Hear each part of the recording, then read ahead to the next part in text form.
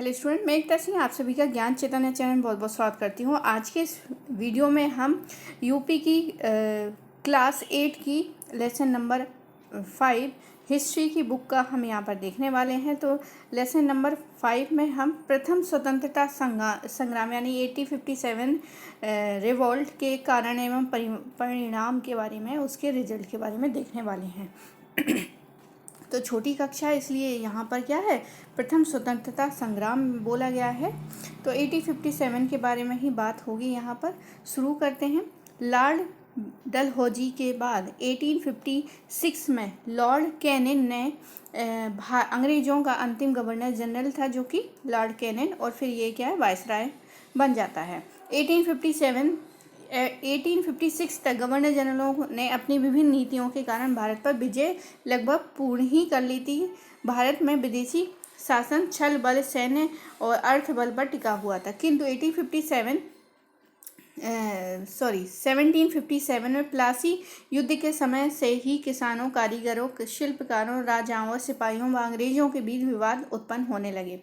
इससे पूर्व भी समय समय पर देश के विभिन्न भागों में निम्नलिखित विद्रोह हुए थे। सन्यासियों एवं फकीरों द्वारा धार्मिक पुनरुत्थान के लिए बंगाल का विद्रोह, सिपाहियों का विदेशी शासकों एवं विदेशी प्रशासन के विरुद्ध विद्रोह, मध्य प्रदेश में भील, बंगाल, बिहार में संथालों, उड़ीसा के कोल, गोंड और तथा मेघालय की खासी आदि जनजातियों का अंग्रेजों के शोषण के विरुद्ध विद्रोह था। लेकिन इन विद्रोहियों के स्थानीय होने के कारण तथा परस्पर समन्वय के अभाव के कारण अंग्रेजों द्वारा आसानी से इनका दमन कर दिया गया। इसके बावजूद अंग्रेजों की दमन नीति के खिलाफ भारतीय क्रांतिकारियों का विद्रोह जारी रहा और सन 1857 में व्यापक रूप से विद्रोह की योजना बनाई गई। अंग्रेजों के खिलाफ इस प्रकार के विद्रोह को 1857 की क्रांति के नाम से जाना जाता है। इस जन असंतोष ने उत्तर और मध्य भारत में ब्रिटिश राज को कुछ समय के लिए लगभग समाप्त ही कर दिया था।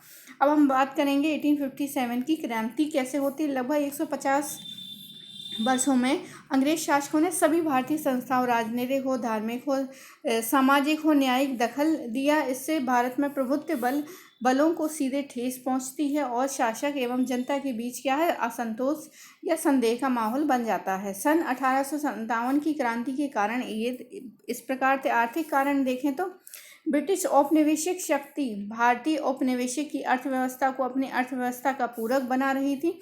अर्थात औपनिवेशिक राज्य इंग्लैंड विदेशी राज्य को आवश्यकता अनुसार अपना कच्चा माल, कपास, नील देता था। इस कच्चे माल से मशीनों से ज़्यादा सस्ती वस्तुएं बनाकर हमारे देश विदेशियों को ऊंचे मूल्य पर बेचते थे। ऊंची दरों पर करों के कारण भारतीय वस्त्र उद्योग निर्यात बहुत प्रभावित हुआ।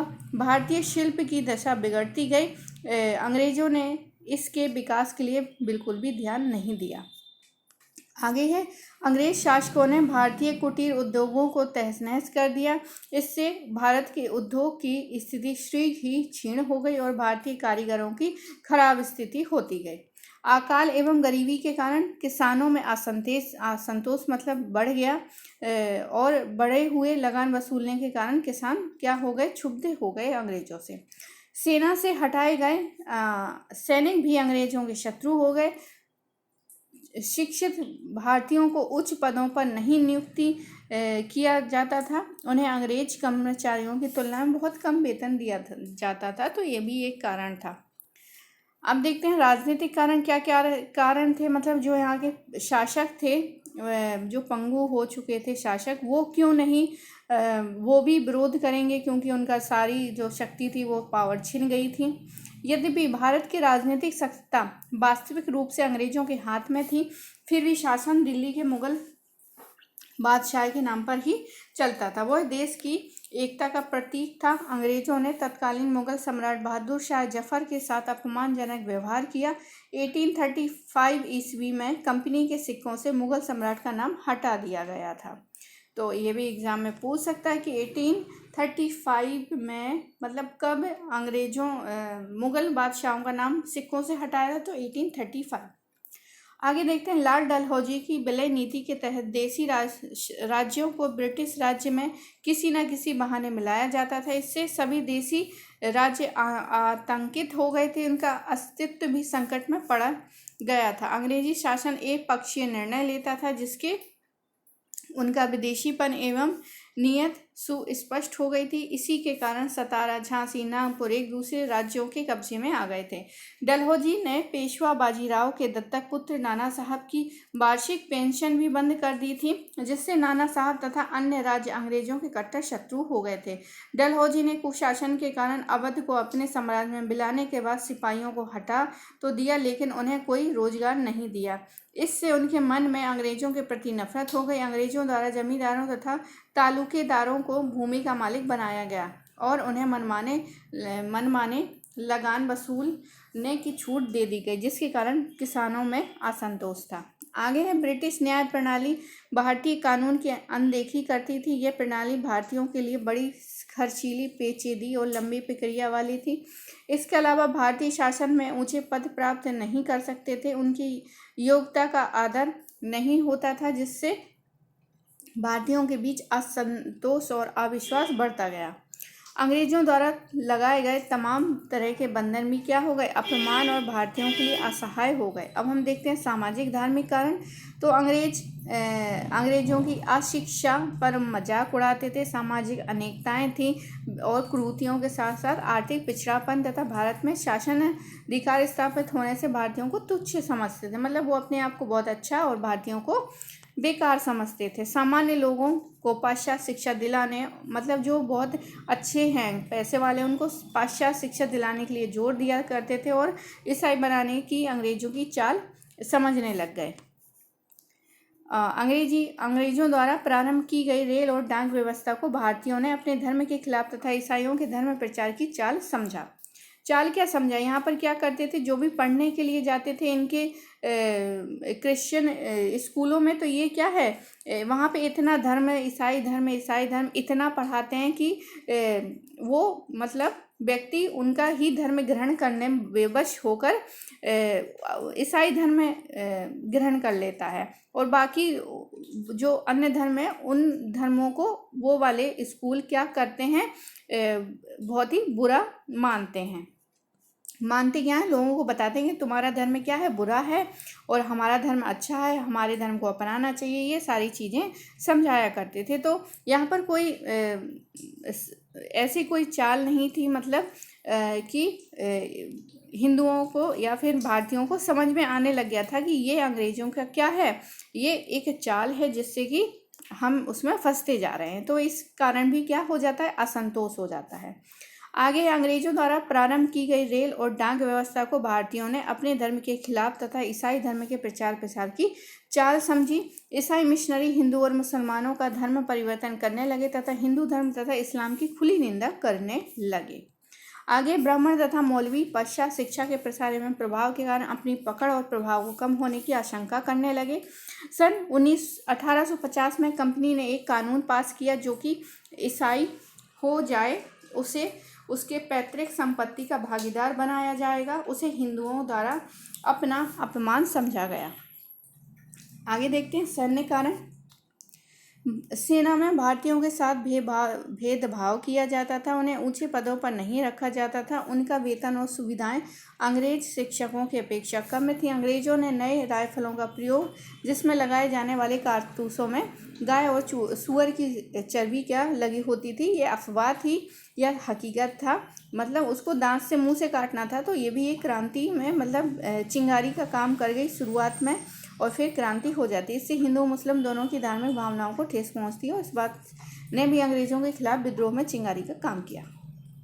आगे देखते हैं क्रांति की योजना फिर बन जाती है। देश में ऐसी अशांत परिस्थितियों में एक सशस्त्र संघर्ष द्वारा भारत से अंग्रेजों को बाहर निकालने की योजना बनाई गई। स्वतंत्र संघर्ष की योजना का कारण नाना साहब, तात्या टोपे, झांसी की लक्ष्मीबाई तथा कुंवर सिंह आदि ने आरंभ किया। इस आंदोलन का अखिल भारतीय नेतृत्व करने के लिए बहादुर शाह जफर को चुना गया। दिल्ली, लखनऊ, झांसी, मैसूर, अवध के नवाबों, राजाओं तथा जमींदारों से संपर्क किया गया। मुगल सम्राट बहादुर शाह तथा उसकी बेगम जीनत महल, अवध के नवाब बेगम हजरत महल तथा कुंवर सिंह आदि का संगठन बनाया गया। आंदोलनकारियों द्वारा रोटी और कमल के फूल को विद्रोह के संदेश का प्रतीक बनाया गया। संघर्ष की तिथि 31 मई 1857 निश्चित की गई। अब यहाँ पर मानचित्र है, यहाँ पर सिपाहियों का विद्रोह मेरठ।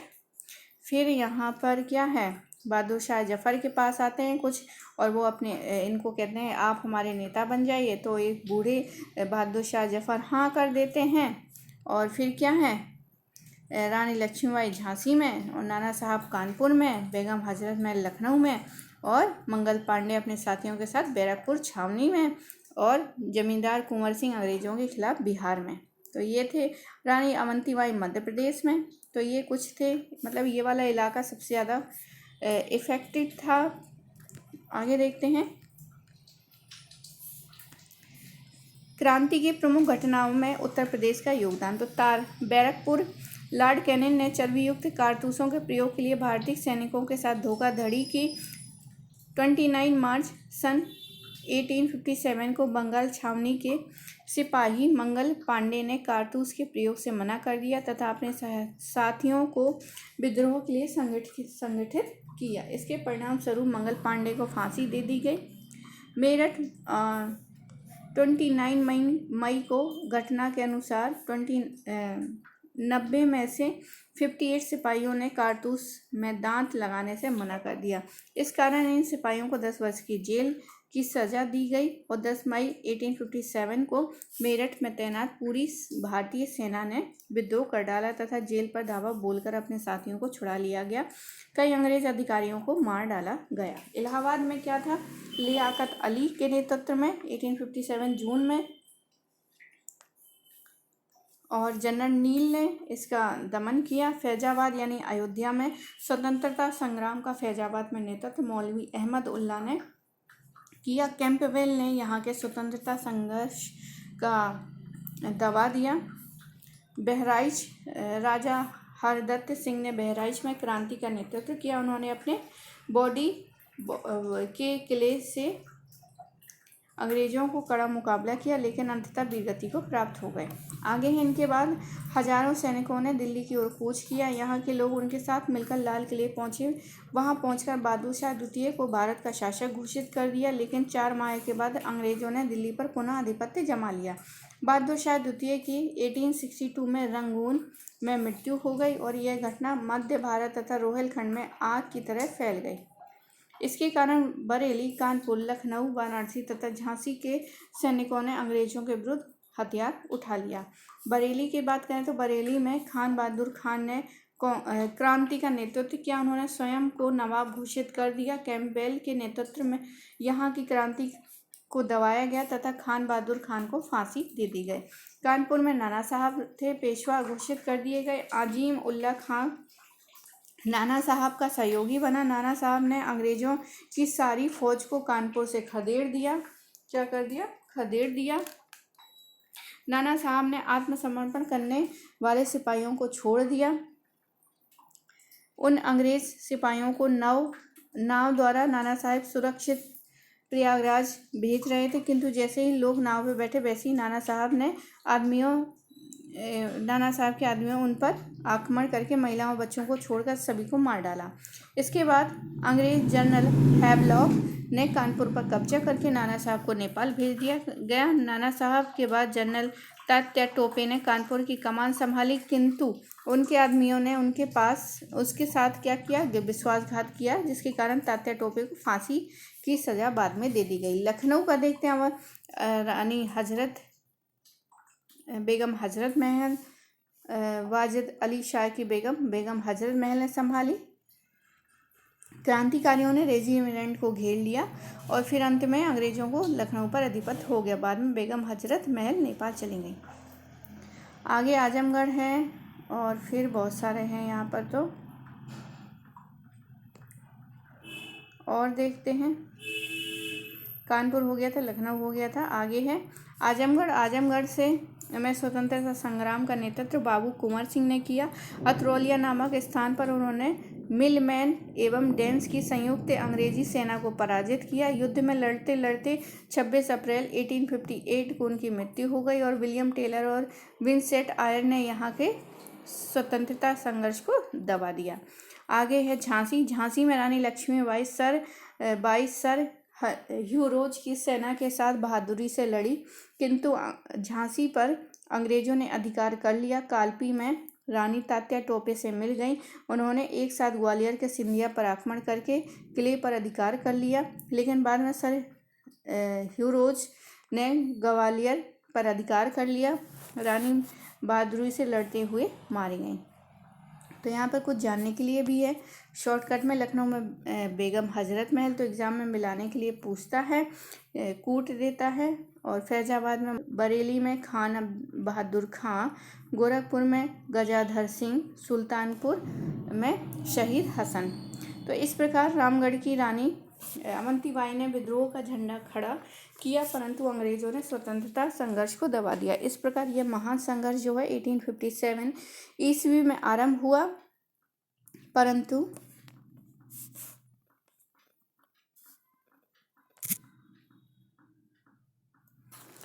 क्या हो गया, 1858 को अंग्रेजों द्वारा दमन कर दिया गया। आगे देखते हैं क्रांति की असफलता के क्या कारण थे। तो बहुत सारे असफलता के कारण थे। यद्यपि भारतीयों ने बड़ी वीरता से अंग्रेजों के विरुद्ध लड़ाई छेड़ी थी, फिर भी उन्होंने आशातीत सफलता नहीं मिली। उनके मुख्य कारण थे, इस संग्राम की असफलता का मुख्य कारण भारतीयों में समन्वय का अभाव होना है। कुछ प्रांतों के शासकों ने तो अपने राज्य की सुरक्षा के लिए अंग्रेजों के साथ दिया, और जिसमें से क्या है, इंदौर हो गया, ग्वालियर हो गए और हैदराबाद, ये सारे के सारे किससे मिल गए थे, अंग्रेजों के साथ मिल गए थे। आगे है, इसके कारण भी ये सफल नहीं हो पाया। क्रांति में योग्य एवं कुशल नेतृत्व नहीं थे। बहादुर शाह विद्रोह के समय लगभग 80 वर्ष के थे। प्रत्येक क्रांतिकारी नेता ने अपने ढंग से क्रांति का संचालन किया था। अंग्रेजों ने सिख फौज की मदद से 1857 ईस्वी की क्रांति को दबाया। भारतीयों की तुलना में अंग्रेज सैनिकों के पास अच्छी किस्म के हथियार थे। अंग्रेजी सेना ने नई राइफल का प्रयोग बड़े अच्छे ढंग से किया, जबकि भारतीय सैनिकों के पास गोला बारूद की भी कमी थी। अब यहाँ पर एक मैप है जो कि ब्रिटिश साम्राज्य का विस्तार 1857 तक ब्रिटिश साम्राज्य का विस्तार, ये ब्लू है, ये सारा का सारा जो है वो ब्रिटिश सीमाएं हैं। मतलब ये ब्लू वाला जो है सारा का सारा अंग्रेजों के हाथों में था। अब इसका परिणाम क्या देखते हैं। तो 1857 का प्रथम स्वतंत्रता भारतीय इतिहास की एक महत्वपूर्ण घटना थी।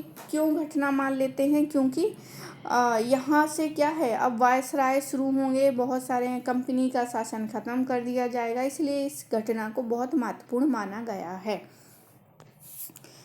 इससे एक युग का अंत कर दिया गया और नवीन युग के बीज बोए गए। तो बिल्कुल बोए गए। प्रादेशिक विस्तार के स्थान पर आर्थिक शोषण का युग प्रारंभ हो जाता है। सन 1857 के विद्रोह का यद्यपि पूर्णतया दमन हो गया, फिर भी इसमें भारत में अंग्रेजी साम्राज्य को जड़ से हिला दिया गया था। दोबारा सन 57 जैसी घटना ना हो, ब्रिटिश शासन को व्यवस्थित एवं सुदृढ़ करने के लिए महारानी विक्टोरिया ने 1858 को ईस्वी को घोषणा पत्र जारी किया, जिसमें कुछ नीतियां उल्लेख थी। इस घोषणा पत्र से दोहरा नियंत्रण समाप्त हो गया और अब क्या है, ब्रिटिश सरकार की सीधे भारतीय मामलों में उत्तराधिकारी हो जाती है। इसलिए इस घटना को इतना महत्वपूर्ण माना गया, इसलिए इसको पहला स्वतंत्रता संग्राम बोल दिया गया। क्योंकि क्या है, उससे पहले इसके बाद क्या है, बहुत सारी बिल्कुल ही प्रशासन ही बदल जाता है। पहले कंपनी के उसमें था, अब सीधे सीधे क्या हो जाएगा, ब्रिटिश सरकार ही हस्तक्षेप करेगी। जो भी उसके नियम कानून होंगे वो ब्रिटिश यानी महारानी विक्टोरिया के ही होंगे। इस क्रांति ने भारतीयों की राष्ट्रीय भावना का संचार किया और उन्हें अपनी मातृभूमि को विदेशी शासकों से मुक्ति दिलाने के लिए प्रेरित किया। आगे देखते हैं। अब ये वाली 1857 फिर BD सावरकर जी आते हैं। उन्होंने कहा कि नहीं, ये मतलब राष्ट्रवादी भावना से प्रेरित होकर उन्होंने लेखन किया ताकि लोगों में क्या हो जाए, राष्ट्रवाद की चेतना जागृत हो जाए और फिर अंग्रेजों को यहाँ से बाहर निकालने में सफल हो सकें। आगे कुछ और भी जानना है यहाँ पर कि 1857 की क्रांति के बाद भारत राजनीतिक और आर्थिक रूप से प्रथम बार अपने लंबे इतिहास में किसी विदेशी ताकत यानी कि ब्रिटिश सरकार पर निर्भर हो गया। इलाहाबाद यानी प्रयागराज के मिंटो पार्क में 1 नवंबर 1858 को लॉर्ड कैनिंग ने मरानी का घोषणा पत्र पढ़ा था। तो सबसे इम्पोर्टेंट यही है। पार्क का नाम भी पूछ सकता है। और कहाँ पर पढ़ा था? इलाहाबाद में पढ़ा था। कौन सा पार्क था? Minto park. दत्तक पुत्र, गोद लिया हुआ पुत्र। कच्चा माल प्राकृतिक खेतों या भूमि के अंदर से प्राप्त होने वाली वस्तुएं कच्चा माल कहलाती हैं। कारखाने में या यंत्र द्वारा जब उसका रूप परिवर्तित हो जाता है तो यह तैयार या निर्मित माल कहा जाता है। तो यहाँ पर कुछ इम्पोर्टेंट बातें हैं। माधव शाह की मृत्यु कहाँ हुई थी? रंगून में हुई थी। 10 मई 1857 से स्टार्ट हो जाता है।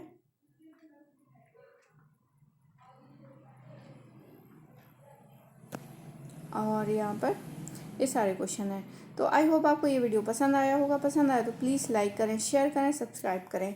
मिलते हैं एक और वीडियो के साथ। और प्लीज़ प्लीज़ प्लीज़ सब्सक्राइब करना बिल्कुल भी मत भूलिएगा।